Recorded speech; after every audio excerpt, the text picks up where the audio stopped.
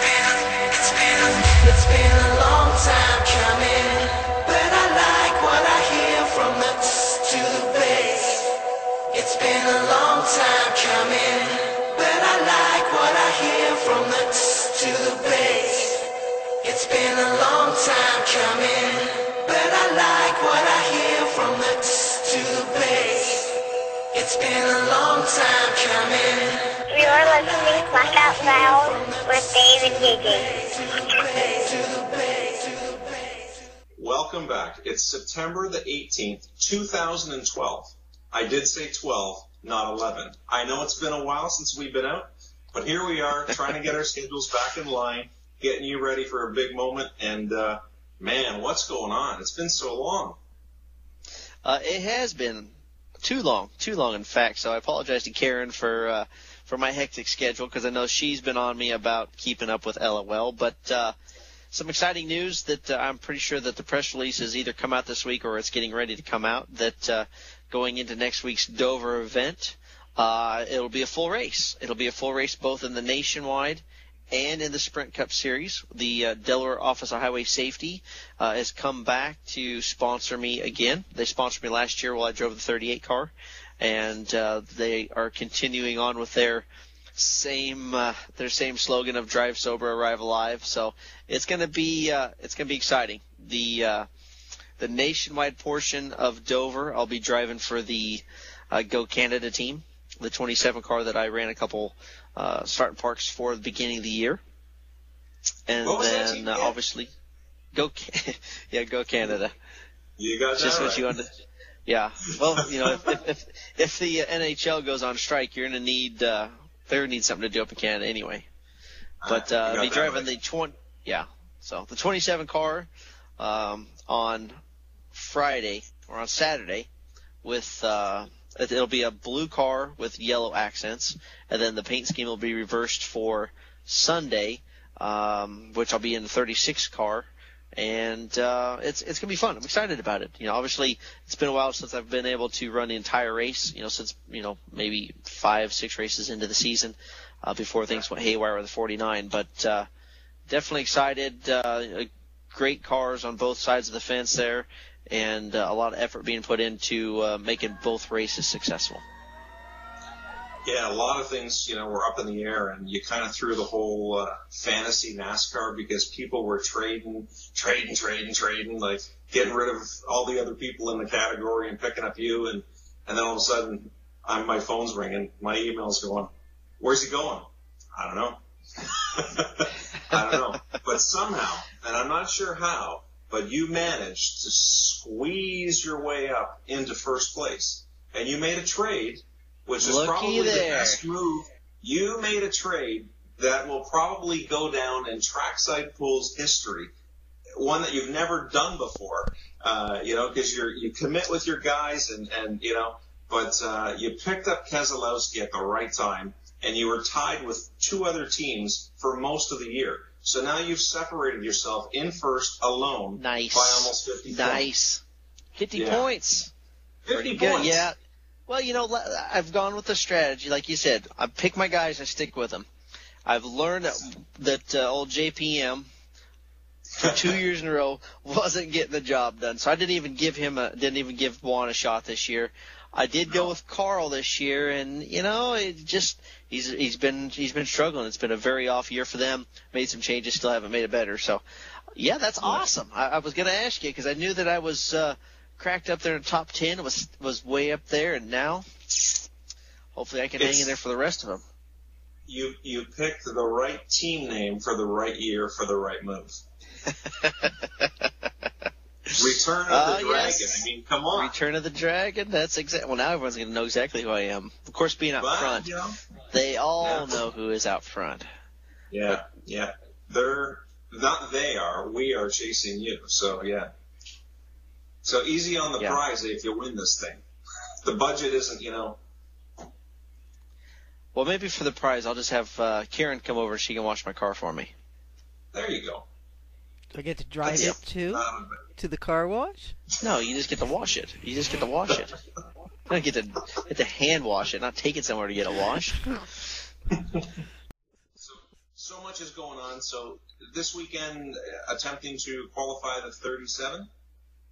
Yeah, this week at New Hampshire will be a 37 car.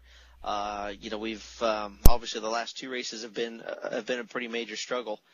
I actually just got the Dartfish today. I went over some of the telemetry that we now have coming from the EFI, and it was very apparent that I lost all my speed through turns 1 and 2. When I made my qualifying lap, it was pretty tight in the center. I used a lot more brake than normal to try to get the car slowed down so I could pick the throttle up in an early time. And there's just the racetrack is broke down into segments, and between segment 1, segment 2, segment 3. So basically between segment 2 and segment 3, just got killed, and that was just it was just too much time to try to make up. But New Hampshire is one of my better racetracks. I don't know why, but I do enjoy it. A little short track, building forward, biting the car is always important. So a little bit different setup than I usually get up there with Tony Furr. We're going with something a little bit more similar to what Rudeman ran up there in the spring race with Tommy Baldwin's number 10 car. I think they qualified like 18th or 20th, had a pretty good run. So we'll give that a shot and see how it goes. But no, it's been it's been a tough transition. Obviously everything happened pretty quick, making the switch from the 49 over to the 37. And, right after I had committed to go to Max Q Motorsports, Tony Furr, Mike Chance also made the switch over from the 49 team. So, obviously we had that relationship already built. But dealing with a new car, a lot of the pickup points were different. And, we fired off at Pocono, had a really good run. The car drove really great. And, thought it was just going to be business as usual. And then, we ran into a couple issues where we just couldn't get the car to respond to some of the changes that we were making. And, I really had Tony thrown for a loop, basically went down, dissected the car after Richmond just because we were struggling so badly, and found a lot of things, made a lot of changes. And like you said, we thought we were pretty good after final practice in Chicago.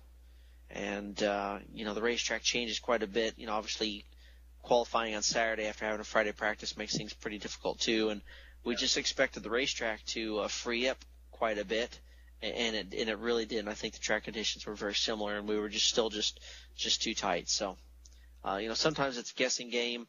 You look at the difference between going home and staying. Usually the fields are so close that, we felt we were pretty comfortable, so we didn't take that chance. And unfortunately, sometimes you're almost better off to being too far out, so you're going to make some of those changes you feel are the right ones. But at the same time, you have to be safe to make sure you don't overcorrect and cost yourself a position in the race. I mean, you guys you weren't the slowest of the go-homers at one point. I mean, you were, I want to say, around 30th.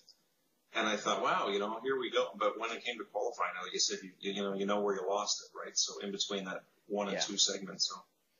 But, and it's really hard to tell because, obviously after I got done making my 2 laps, they were virtually almost identical. I think it was a 30.347 and a 3.52. So, I mean, you're talking thousandths of a second, which in a 30-second lap is, basically identical. And, I felt like I got everything out of the car. But, obviously after seeing the Dartfish and some of the other data, it really showed where I got hurt the most. So, just something for me to learn from, the horsepower, which is pretty similar to about half of what the go-homers have. It's really a lot about momentum at this point, more so than it probably ever has. So, I almost have to change my driving style or my thought process going into qualifying that, sometimes underdriving the car, carrying that momentum is going to be better than overdriving the car.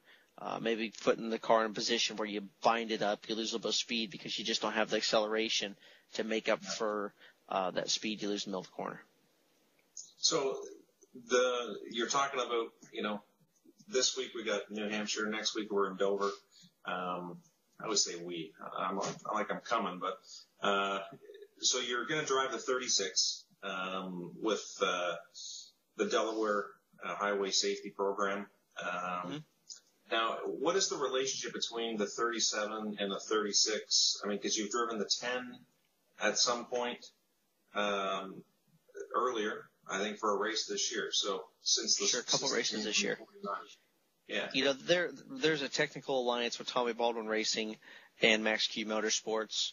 You know, obviously depending on the situation or where we're racing, you know, we can move things around. You know, obviously having a sponsor for the Dover weekend, it was very important to have a locked-in position. You know, anytime you're going after sponsor, especially with the way 2012 is lined up. You know, obviously if they make the changes going into next year where the 38 fastest cars go in plus provisionals, you know, I think it really changes the whole outlook of sponsorship for the teams that are in the middle of the field and further back, because, you know, obviously it's difficult to go and try to get a couple $100,000 out of a sponsor without the guarantee that you might not even be there on Sunday. And, you know, at the end of the day, that's the biggest thing. And some of those sponsorships, there's a guarantee where you have to get that money back. And, you know, that becomes very, very difficult for any team that's going through the motions in preparation to race, because obviously you're going to spend a lot more money than the teams that are doing a start and park that go and miss the race. Yeah, I'm sure it's a real fine line in watching qualifying when you have 48 cars trying for 43 spots and you've got 12 cars that are going to go or go home in that position. And, you know, the ones that are driving around that have sponsors, and you think they don't make the show. You know, they've gone out and, like you say, whether you've got a payback or whatever the situation is, you know, make another appearance with that sponsor at another track, try. You know, you kind of feel for those people because, you know, they're just trying to get out there and really earn a living. So certainly October is coming. I know it's, you know, a little bit of a ways away, and Mrs. Yeley is racing in the Bandoleros, and that's huge again, second year. You know, riding, or I shouldn't say riding, driving, you know, in part and parcel for the Missy Moo for Mama team, you know, the strides for cancer in Charlotte. So she must be excited. I mean, no, she's definitely excited. We're supposed to have their first practice here tonight, but we've had some pretty nasty weather all day here in Charlotte, so tonight's practice was canceled. But waiting on a possible sponsor for her Bandolero going into the race, which is going to be on pole night while we're in Charlotte. But regardless of the sponsor or not, Kristen's doing making strides. She has a team that'll be walking the breast cancer awareness in October. Going to put that, or the team name is Missy Moo for Mama.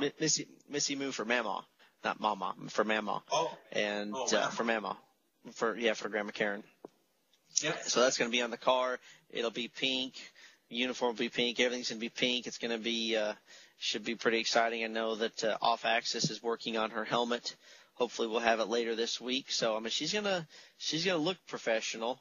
That's awesome. You know, I get to spot for her. All the drivers this year will have spotters, which will most likely be the significant other. So there'll be a fight in the spotter stand amongst all the men and the drivers, and you know, whatever's going to happen on the racetrack will also be pretty exciting. I'm sure there's going to be a lot more. I'll say cussing is going to be probably happening amongst the spotter driver. It'll be probably more dangerous from a spotter to driver relationship than it's ever been in the history of NASCAR. It'll be pretty volatile, I'm sure, because we'll be asking them to do some things that they're not going to want to. So regardless, it's going to be a lot of fun. You know, I'm just very happy that Charlotte Motor Speedway is working with MRO to put the program back together. I know they got 12 drivers, and you know, everyone from the National Legend car has built the Bandoleros. Again, they're all going to be identical. This year they're making a couple changes, so the cars will weigh identical or close as identical as they can with driver-car combination. So, you know, if there's a girl that weighs 100 pounds and there's another woman out there weighs 140, there's not going to be that split in weight. So everything should be a little bit more even. So it'll be exciting. Hopefully Kristen can not be the pinball like she was last year. Yeah. Well, yeah, you know, the good thing is it's a lot of fun, and like it's great to see all the wives come out and try and do their thing. And like you say, it's for MRO, so motor racing outreach. Correct. Am I correct? Motor racing outreach. Yeah, you're correct. You got it. All right. So great program. They're always doing a lot of good things for kids at the track and stuff. So, but that's awesome. I hope that there's some type of coverage, whether it's YouTube or not, but, and hopefully maybe if we're lucky, she can, make an appearance on Laugh Out Loud after it and tell us a little bit about it and let some insight into what happened that evening. So. Well, I think we'll make sure that we have her on before so we can get her reaction and her expectations. And then we can find out what really happened afterward. I will make sure through a friend of mine that we'll make sure that we get some kind of in-car footage. I know we've got some small cameras, smaller than the GoPros, that we can put on maybe even a couple of different locations on the car. So again, it'll either look exciting or it'll look boring. Hopefully more of the boring type, because exciting means that she'll be spinning around and getting T-boned like last year. Did she want to borrow my helmet cam? Like I said. No, I think that would make everyone nauseous trying to watch that video. Oh my God. Your little princess. Queen. Yes, Queen. She's a queen. Yeah, she's not a princess anymore. She's a queen now. She won 2 titles for National American Miss back, whenever we were in Kentucky. I know where we were at and what happened, but she won a title for Miss Covergirl and title for Queen of North Carolina. So with that comes a lot of responsibility. She's done a video for breast cancer awareness for a hospital that she's going to be in a part of. It's a pink glove dance that the nurses do, which was pretty cool. And then she also was in a photo shoot with me about a month and a half ago, I guess, that we are both going to be a part of the new Simpson 2013 catalog. She has a uniform and her old little outfit that she's going to be in. So some pretty cool things. She's got to go to nationals in November to try to win the national title for both of her categories that she's become queen in. So a lot of confusion. So as soon as I get done with Homestead in Miami on Sunday, I'll turn around and haul the mail to California because they will already be there preparing for a week-long festivities. Wow.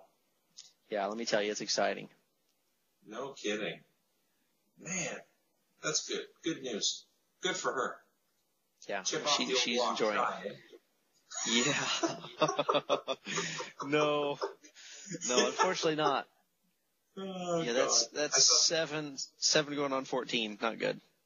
Hey, mine's 13 going on 30, so don't worry.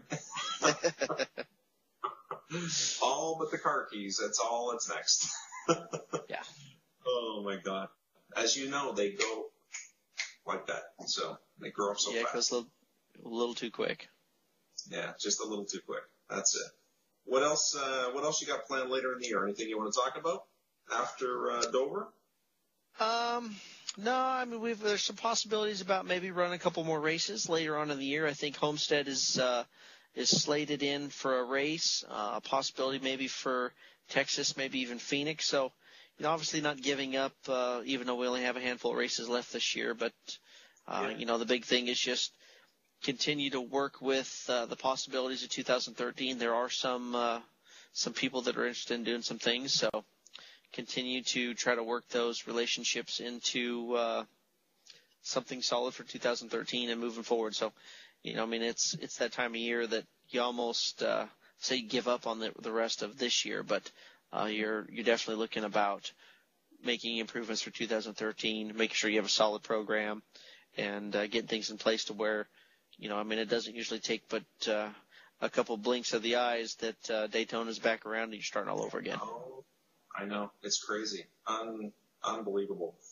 Praying that things work out and I've true believer in karma. So, I mean, you're a good giver. So you keep giving, and I believe that someone's gonna say, wait a second, and pull you in and or come on board and say, let's make a serious run at this. So that's the hopes. That's definitely the hopes. So, I mean, I've been running in the morning. I've been doing all things that I should be doing, I guess, to make sure I'm in better shape.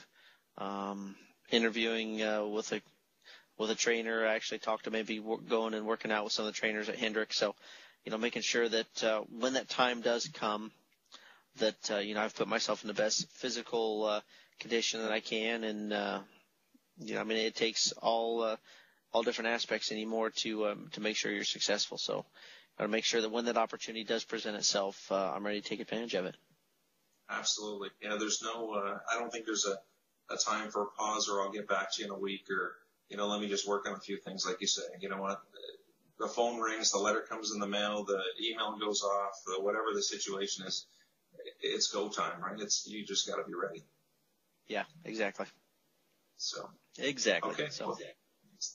Well, listen, I appreciate everything, and I'm so glad that we were able to announce here. I don't think it's out in the media yet, but you will return to driving the 27 Canada car, for the nationwide race at Dover, and the 36 Tommy Baldwin Racing, again, to bring the awareness to the Delaware Highway Safety Program, which you've done this will be your third year?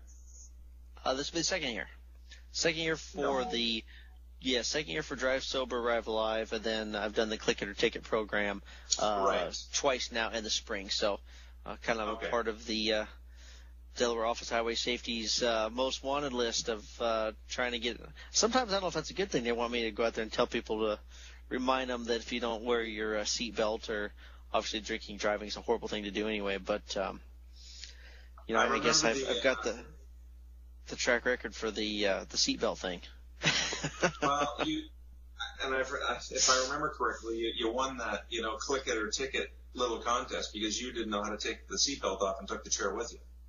That's exactly right. That just took, and we've got some really cool things that we're going to be doing in the Midway this coming race. They've got their beer goggles, which you put these goggles on that make you feel, or at least you visually feel, as if you were more than the drunken driving limit. So you're higher than .08. And we're going to have big wheels that we have to maneuver either in a race or through a closed course. So I will be on trackside while I'm in Dover, which is going to be pretty cool. We're going to do some things. I think we're going to get Rutledge involved and go out there and have the race. So it's going to be a fun little weekend. So that would be the other trackside guys, just the little trackside guys.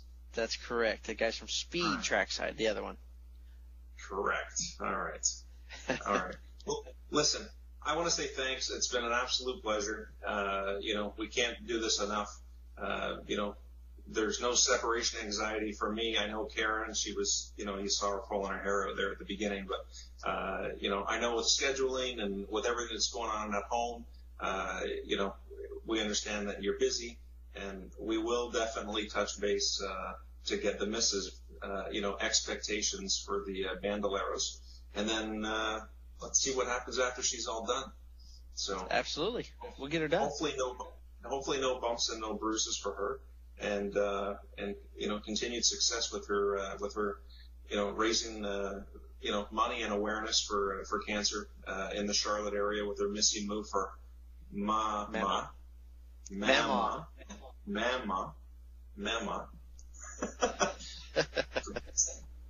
And lastly, but not least, obviously our thoughts are with you guys, and for what you guys are going through, and there isn't a day that goes by that I'm not thinking about that. So, well, thank you. I don't want to mention any names, but every day I think about it. So, okay, listen. Yeah. I don't want to say peace out, but that's it. Good luck. All right. I'm looking forward to Dover. Okay. Look forward to Dover.